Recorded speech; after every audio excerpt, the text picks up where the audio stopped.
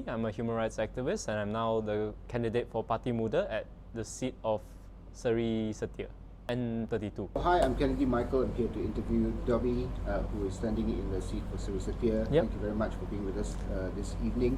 Incidentally, you're the first person we're interviewing for only Iklim Selangor 2023. Cool. We have 8 questions that we're going to go through, and Sure. I'll start with the first question.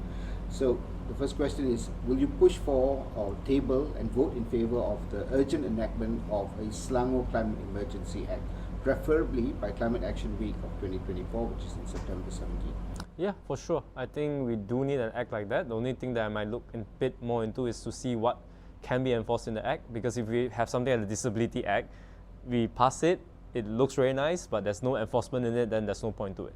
So something to dig deeper, but yes. Thank you. Second question, will you push for or table and vote in favour of to institutionalise the just transition mechanism of the fossil fuel economy towards a low carbon society? Yeah, of course. Third one, will you push for or table and vote in favour of the Freedom of Information Act, so the public can access information related to environment and climate and all administrative and governance matters not directly related to national security? Yes, and I'll go a little bit further. I will want to push for different agencies of government, especially those that have direct impact on people's welfare, to produce their own data sets for public and also for academics to be able to look through them and go through them and really analyze and understand them. Will you push for, table and vote in favour of the Citizens' Freedom to Criticise and Question Governance Act on all matters of government, especially related to the protection of the environment, indigenous people's rights, biodiversity and wildlife rights, climate and social justice, that will allow citizens of Malaysia the liberty from prosecution and persecution in defending their rights to rule of law, clean air and water, ecosystem and human rights protections, and all the other fundamental liberties? Yep, yes, and it should go a little more and make sure whistleblower protection is applied. Will you defend and push for measures to ensure the protection of existing forest reserves in Selangor and encourage the same in other states so that forests remain intact as whole functioning ecosystems to ensure continual protection of Malaysia's rich biodiversity, water catchment areas, and our rights to a green environment? Yeah, definitely. But definitely should look at ways to also improve it, because some of the green spaces we have, they're technically also recreational areas. So part of me is like, that shouldn't qualify anymore as a reserve anymore. So we should make up for those spaces. Yeah. Will you push changes in law or table in Parliament to bring back local council elections? And if so, by when? And the reason we ask by when is because in the previous campaign, it was talked about, and that was in 2018 during Mahathir's and then they said, oh, we're not ready for it. Yeah. You know? So I think a lot of people felt conned. Yeah. And so we're asking this question again, asking for a more solid answer. Yeah. Yes, definitely. I think how the party has agreed to move, which is something that I do agree, but I think we can be a bit more aggressive depending on which state we are in. First step is to democratize it as much as we can. So rather than having it being politically appointed, for it to be either vetted through Parliament, through ADUN, or sorry, through the DUN, not through ADUN, or through open call for submissions for people who are qualified for a position to apply for it. So that's the first step if we can. And if that stages works and it shows that we can have better candidates, then the next step is trying to do pilot elections like what Penang did in the past. And if that also works, then the next step is pushing for legislative change for that to happen. But my own personal take is, if for example, MUDA is a kingmaker in the DUN election, and the government say, yeah, we'll concede, we'll give you how many appointment slot, we'll say, yes, we take it, we'll take the appointment slot and start implementing it to just see how far we can go with it. Okay. Yeah. So question 7 is kind of personal. Yeah. It's also a little bit ambiguous. Yeah. But do you place your voters or your constituents and their needs, rights and aspirations over that of your political party and your conscience and your morality? Now, it's important, right, that there may be something that in your personal philosophy or worldview is disagreeable to you. You don't agree with it, right? But this is what your constituents want from you. Yeah. So how do you deal with that? Definitely, maybe. I think, so if it's against party view, I think that's so my conscience is very clear. If my constituency say go direction A, party says B, and I'm sitting there sorry, I think the constituency takes precedent on this. I will try my best to find a mediated agreement between both sides of the kind of argument, but like it or not, will of the people, and if I want to claim to represent democracy and fight for the ideal, constituency comes first. But when it comes to things where the constituency disagrees, where I think that's the direction forward, now that's going to bear more conversation, right? Let's just go right down to the heart of it, like LGBTIQ. Most Malaysians will find that very, very disagreeable. They'll find that as a social ill. I may not share the same view and ideas around it. But to me, my job is not just purely to say, yeah, this is what you want, we'll go with it, but to also educate as much as I can to my constituency. What are the issues? Why is there this problem there? Is that even a problem? Why should it concern you or not concern you at all? And talk to them about it. At some point, like it or not, it is still a democracy, and if majority don't think this is the right way forward, we'll find a way to solution to it. It's never going to be pretty, but at least I think that's my job. So if it really goes down to it, it's like I'm not going to suddenly say, oh, we are going to pass a law to recognize all queer persons, right? Because the majority do not agree with it. But having a common ground to understand what's the baseline that we can accept, right? No violence, adhere to our constitutional principle, things like that. Yeah. Okay, that's a great answer, because this one is really difficult. Yeah. You're not going to know until you put in that situation. Yeah. Okay, so the final question for the Iklim before we go to Yeah. the 5 questions. So of late, we've had this issue 3R. Yeah. And it's a long-standing issue. Yeah. And we don't seem to have any kind of resolution for it. Yeah. Although our founding principles are harmony. But over the years, from the time we gained independence all the way to now, we become more fractious, more polarized, more divided along racial lines, ethnic lines. How stupid are you? The stupidity lines. Even that is, and it's really kind of tearing the country apart. So much potential, but everybody thinks that we're not moving forward as a nation because of economics, but actually it's because we haven't, in my words, gotten our shit together. And so, will you push for a Malaysian Harmony Act that promotes compassion, kindness, and accommodation for diversity of opinion, culture, personal choices, and inclusivity that enables freedom from fear of bullying, oppression, retaliation, persecution, and prosecution, and limits the citizens' choice to be and express themselves within the context of existing laws and existing cultural norms, something that we just addressed just now.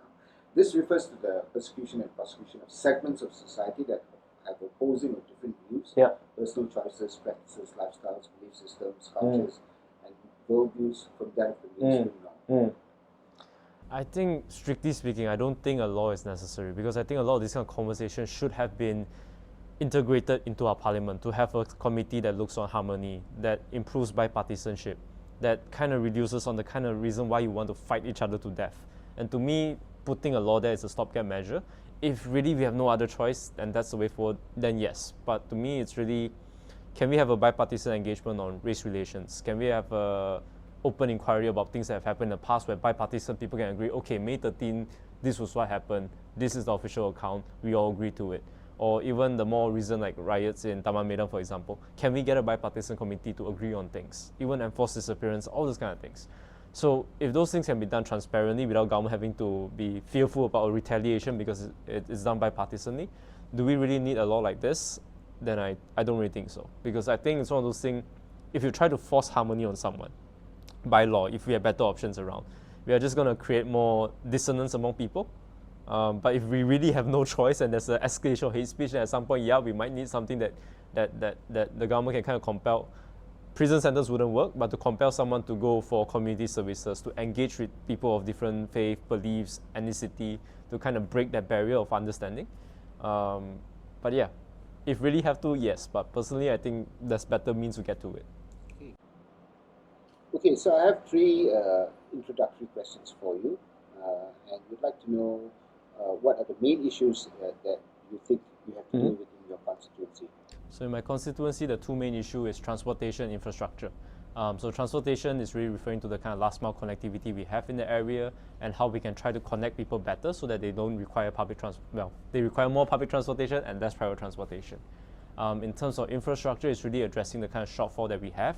If you look at the kind of data that we have on Seri Setia, we have a fairly respectable doctor to patient ratio, but the thing is, when you look at public, hospital access, that just falls off the chart almost immediately. So it's really fixing all these kind of things, and in addition, whatever we can do to reduce the cost of living for people in the area, either by, say, rent control or just preventive medicine, anything that kind of help you reduce your monthly costs, we'll try to do that. Great. Yeah. If you are elected as the state legislative assembly person for this constituency, what vision do you have? So the vision is really to kind of fix the kind of transportation issues we have first, and why that's the main vision opposed to just infrastructure alone. Because to me, Seri Setia, if you look at it more holistically, it's a place where people move around a lot. Either people who are just moving in, especially to an area like Damansara, or people who are living in right now like somewhere Mentari, in Desa Mentari. There are people who live in Seri Setia but works elsewhere in KL, in Subang, in Shah Alam, and all the kind of places around here. So one is try to really figure out what's our vision for Seri Setia, right? If we are supposed to be a kind of home or resting ground for people, which is also at the same time a very developed commercialized area, then we need to make sure our infrastructure, like better schools, are prepared. There's enough places for recreation, for people to really have a life outside of work. And if that's the kind of common vision everyone agrees with, that's where we need to build towards very, very soon. Yeah. Okay. So if you are elected, now you have the means and the access. What actions will you take to improve the quality of life of the people in your constituency? Maybe give me 3 things that you would try to do immediately. So first thing is really to get a sense of what people want and what people really need. Like, we have limited budget, and sometimes the government pretend as though we don't have limited budget, and I think being likely an opposition adun if I do win, is to really talk to people, what do you really need, right? We can throw all our money into fixing roads. Would that really immediately uplift your life, or would it be better if I invest that money into making sure that, you know, your, say, a residential area compound, you have security cameras so you feel safer at night and things like that. So that's one thing, getting participation on what you need and what you want. Second is really to look at the kind of big industry players within the area, like for us, Glomac is in the area, Sunway is in part of the area, Dobby is another chunk of the area. It's really to meet with them and see, you have all your development done. I don't care what has led them there or what you have done to get them approved, but we need to talk about last mile connectivity and your role in terms of infrastructure, right? You can't build a house that has like a condominium that has like 1,000 people staying there and just tell me the 1-lane road that you build it on is going to be adequate for it. Like, we have Icon City, and 1, it's a sore spot for the eye, and 2, that little flyover has caused Federal Highway jam to worsen significantly, right?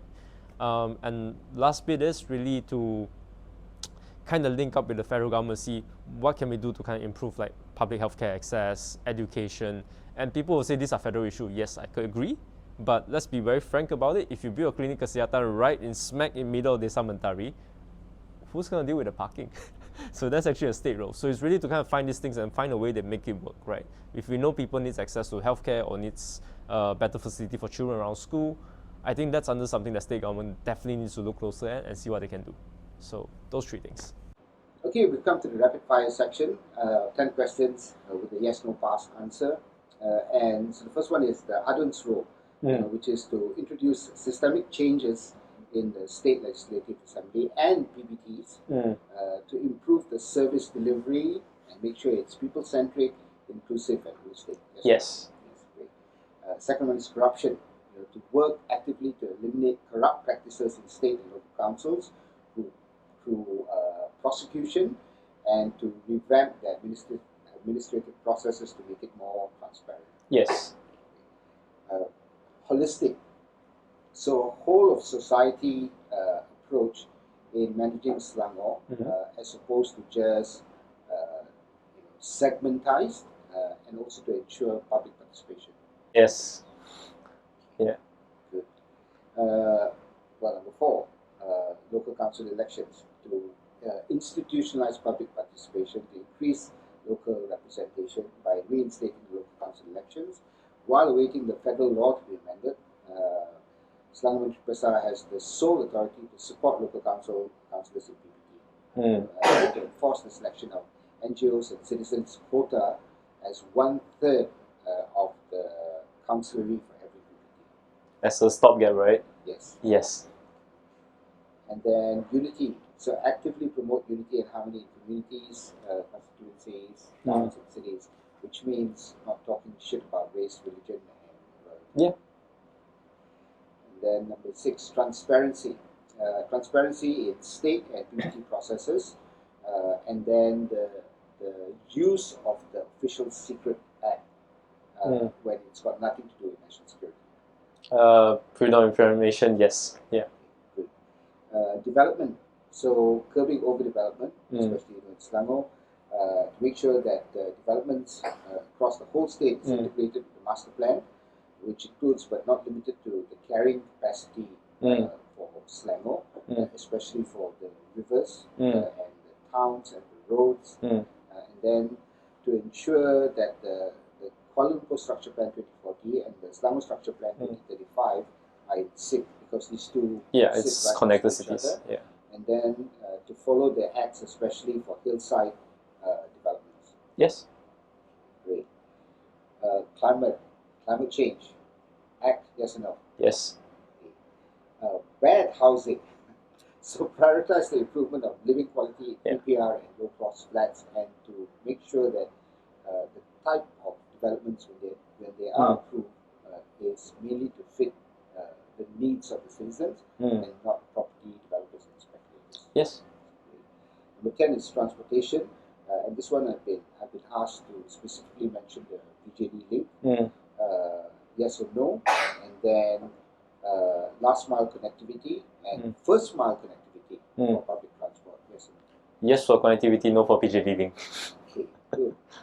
Hello kepada semua rakyat-rakyat penduduk di Seri Setia, saya Dobby dan hari ini saya mau bagi cerita sikit manifesto dan aspirasi saya.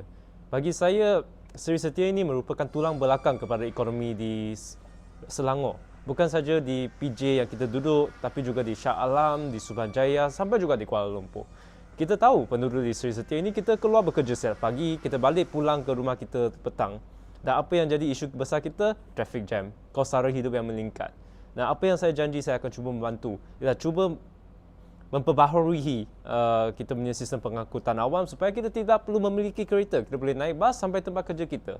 Kita boleh rehat dalam bas, kita boleh gerak dalam bas, jimat kos dan jimatkan masa kalau boleh. Dan traffic jam ni walaupun sekarang mungkin kita boleh kata boleh tahan lah 1 jam tak teruk sangat. Dan masa 5 tahun, 10 tahun, kereta mungkin akan bertambah banyak lagi dan isu keadaan trafik memang akan jadi lebih teruk. Dan infrastruktur kita, walaupun Seri Setia ini kita boleh katakan 80% memang orang bekerja. Dan kita memang setanding dengan Subanjaya ataupun Kampung Tugu dan tempat-tempat lain di PJ, di mana kita semua ada kerja dan gaji kita nampak okey. Tapi sebenarnya kalau kita banding dengan tempat lain, hospital awam kita kurang, sekolah kita boleh katakan lebih buruk daripada yang lain, kawasan kita pun tidak dijaga sebaik yang semungkin. Dan saya akan cuba membantu dan cuba mencari jalan penyelesaian untuk masyarakat bersama-bersama untuk menyelesaikan masalah-masalah ini. Dan saya percaya kalau seorang adun sebagai saya ke calon mana-mana datang janji, saya akan menyelesaikan semua masalah. Kita semua tahu tidak mungkin sebab masalah yang kita ada di Seri Setia ini merupakan masalah infrastruktur yang besar. Ini memerlukan pelan tindakan yang jangka masa panjang, tapi ianya kena mula sekarang. Dan ianya kena mula dan kerjasama kawan-kawan di Seri Setia supaya kita boleh perjuangkan masa depan yang lebih baik untuk kita semua. Terima kasih.